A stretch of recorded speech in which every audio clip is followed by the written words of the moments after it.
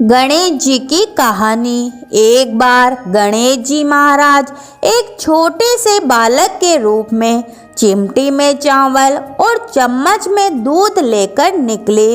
वे हर किसी से कह रहे थे कि कोई मेरी खीर बना दो, कोई मेरी खीर बना दो।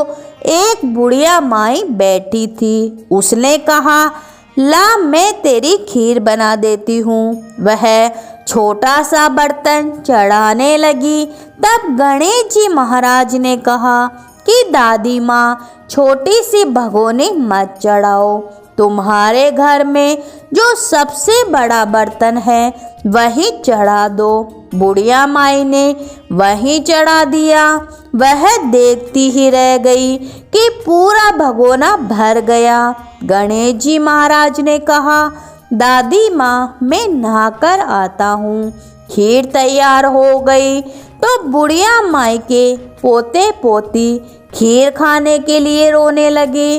बुढ़िया माई ने कहा, गणेश जी महाराज, आपको भोग लगना।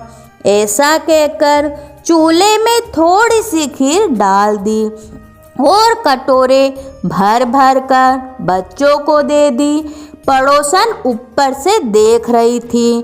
बुढ़िया माई ने सोचा, ये चुगली कर देगी, सो एक कटोरा भरकर उसे भी पकड़ा दिया। बेटे की बहू ने चुपके से एक कटोरा खीर खाई और कटोरा चक्की के नीचे छुपा दिया। अब भी गणेश जी महाराज नहीं आए।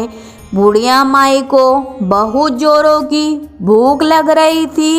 एक कटोरा खीर भरकर दरवाजे के पीछे बैठकर एक बार फिर कहा कि गणेश जी महाराज, आपको भोग लगना, और खाना शुरू कर दिया। तभी गणेश जी महाराज आ गए। बुढ़िया माई ने कहा, आ रे गणेशिया, खीर खा ले, मैं तो तेरी राह कब से देख रही थी। गणेश जी महाराज ने कहा, दादी माँ, मैंने तो खीर खा ली। बुढ़िया माई ने कहा, कब खाई? तो गणेश जी महाराज ने कहा, जब तेरे पोते पोती ने खाई तब खाई, जब तेरी पड़ोसन ने खाई तब खाई, जब तेरी बहू ने खाई तब खाई, और जब तूने खाई तो पेट पूरा ही भर गया। बुढ़िया माई ने कहा, बेटा, और तो तेरी सारी बात सच है, पर बहू बेचारी का तो नाम मत लेवे। वो तो सुबह से काम में लग रही है। उसने खीर कब खाई? गणेश जी महाराज ने कहा, चौकी के नीचे देख, झूठा कटोरा पड़ा है। तूने तो मेरे भोग लगाया। उसने तो भोग भी नहीं लगाया और वैसे ही खा गई। तब बुढ़िया माई बोली कि बेटा, घर की बात है, घर में ही रहने दो, बची हुई खीर का क्या करूं? गणेश जी महाराज ने कहा, नगरी जिमा दो। लोगों को न्योता दिया तो सब हंसने लगे कि बोले, कल तक तो खाने का पता नहीं था, आज नगरी जिमाएंगे। फिर भी लोग आए और ठाठ बाट से जीमे।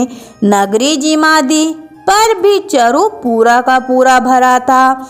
राजा को पता लगा तो बुढ़िया माई को बुलाया और कहा कि क्यों रे बुढ़िया माई, ऐसा चरु तेरे घर अच्छा लगेगा या हमारे घर? बुढ़िया माई ने कहा, राजा जी आप ले लो। राजा जी ने खीर का भगोना महल में मंगवा लिया। लाते ही खीर में कीड़े मकोड़े, बिच्छू कंचले हो गए और दुर्गंध आने लगी। राजा जी ने कहा, बुढ़िया माई, तेरा चरु वापस ले जा, जा, तुझे हमने दे दिया। बुढ़िया माई ने कहा, राजा जी, देते तो आप पहले के ही दे देते।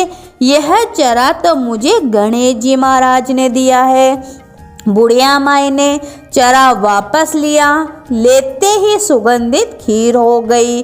घर आकर बुढ़िया माई ने गणेश जी महाराज से पूछा कि बची हुई खीर का क्या करूं?